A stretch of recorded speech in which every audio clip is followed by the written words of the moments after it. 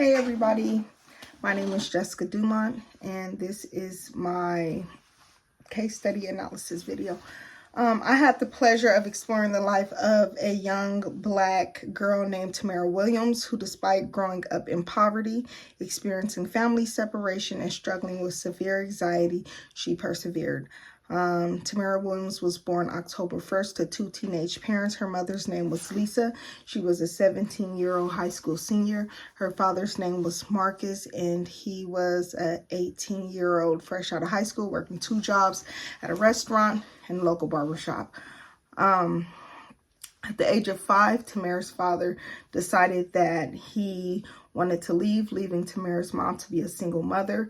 With that being said, Tamara's mom had to work really hard to make ends meet, so Tamara started spending a lot of time with her grandma, who was heavily involved in the church, which in turn made Tamara very active in church.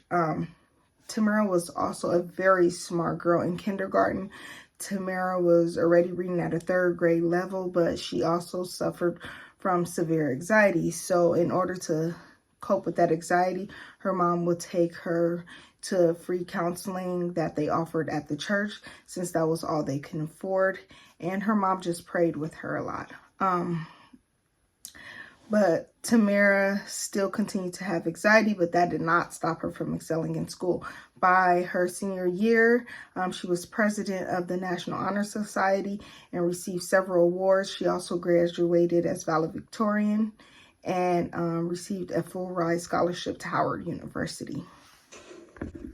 Moving on to discuss the theory connections from my prior papers. In my prior papers, the theory connections I explore primarily centered on the frameworks of Max Weber, Karl Marx, and Pierre Bourdieu, all of which help provide me with a deeper understanding of social dynamics related to power, inequality, and cultural capital.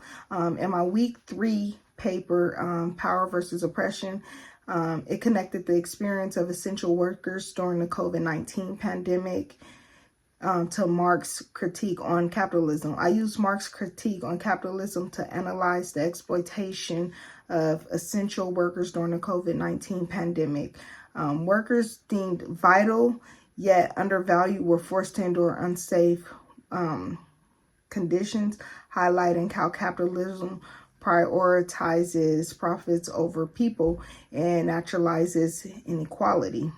Additionally, Weber's theory of bureaucracy helped explain the inefficiencies of bureaucratic systems during the COVID-19 pandemic. His concept of bureaucratic inertia demonstrated how rigid structures often reinforce inequalities instead of addressing urgent human needs.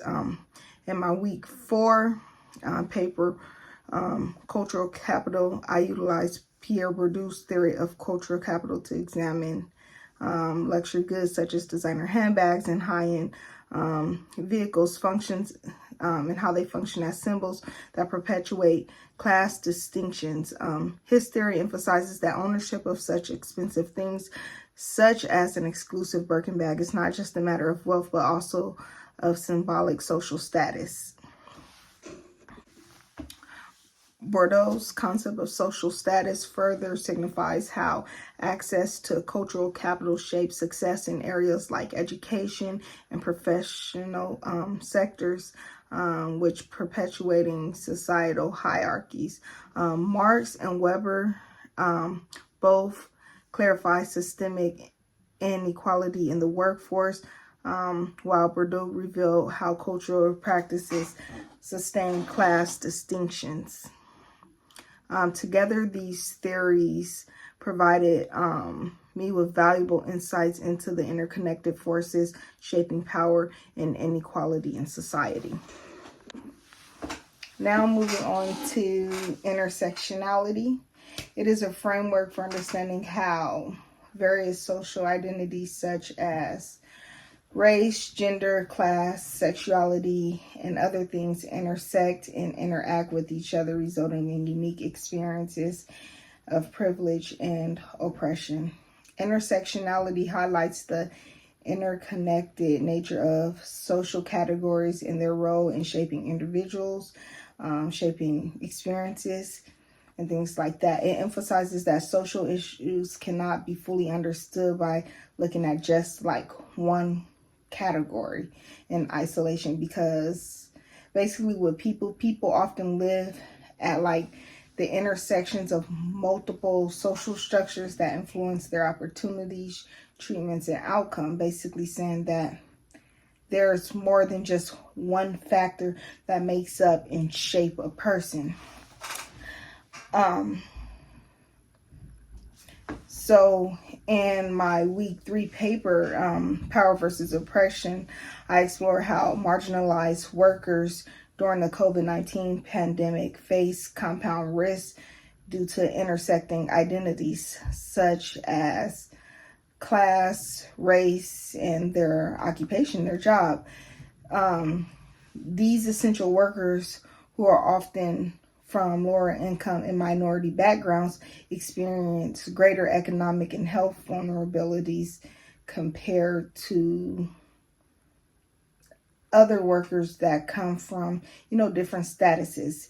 And my experience as a warehouse manager revealed a lot of class-based disparities, where managers face fewer hardships compared to lower class workers. Whereas I had the opportunity to telework and do things like that, whereas my workers did not, because they had to be there. And in my case, all of my workers are from lower income homes and minorities. So yeah.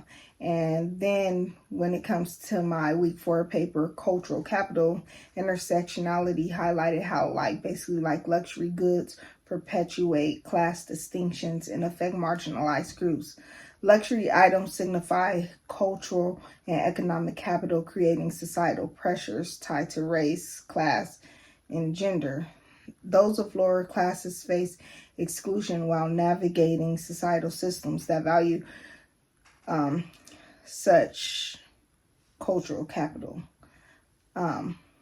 Basically, if you can't afford this, then it's like you're not on our level, kind of like the Mean Girls, you can't sit with us kind of thing.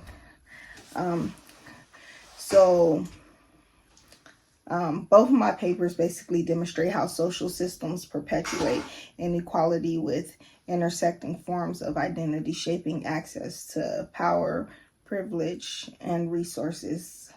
Intersectionality provides a vital lens for understanding the dynamics and their impacts on marginalized groups.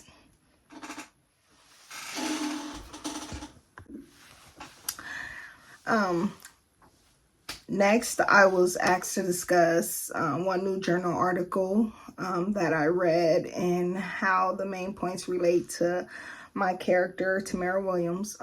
So the journal article I chose was Sociological Perspectives on Racial Discrimination by Small and Pager. Small and Pager discuss in their article how racial discrimination impacts access to opportunities in education, labor, and social mobility, highlighting both overt and subtle forms of systemic racism. They emphasize basically how these barriers limit marginalized communities' advancement and negatively affect their well-being. So when it comes to Tamara's experience as an African-American woman in a predominantly white competitive high school mirrors the issues highlighted in Small and Pager's article. She faced institutional and subtle discrimination, including stereotypes and microaggressions, which undermined her confidence despite her academic excellence, which, then in turn caused her to have anxiety. The fact that she came from poverty created added pressure to prove her worth, intensifying her struggle to gain recognition. The article also addresses the emotional toll of racism, which is also evident in Tamara's feelings of isolation and perfectionism. Tamara's journey shows the compound challenges faced by students of color who must not only excel academically but also navigate systemic inequities that affect their sense of belonging and access to support. Tamara's story reflects the broader society issues described by Small and Pager. So her resilience highlights her strength in overcoming these obstacles, but her challenges underscore the persistent need for systemic reform still to address current racial inequalities in education, amongst other things as well.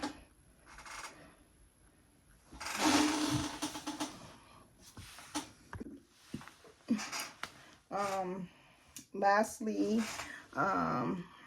describe the most valuable lesson I've learned from the case study assignment using the course learning outcomes list.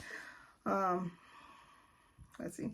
The most valuable lesson I learned from the case study assignment is how social theory not only helps to better understand an individual's experience, but also provides deeper insight into like the broader social dynamics, including issues such as racism, gender inequality, and the intersectionality of identity.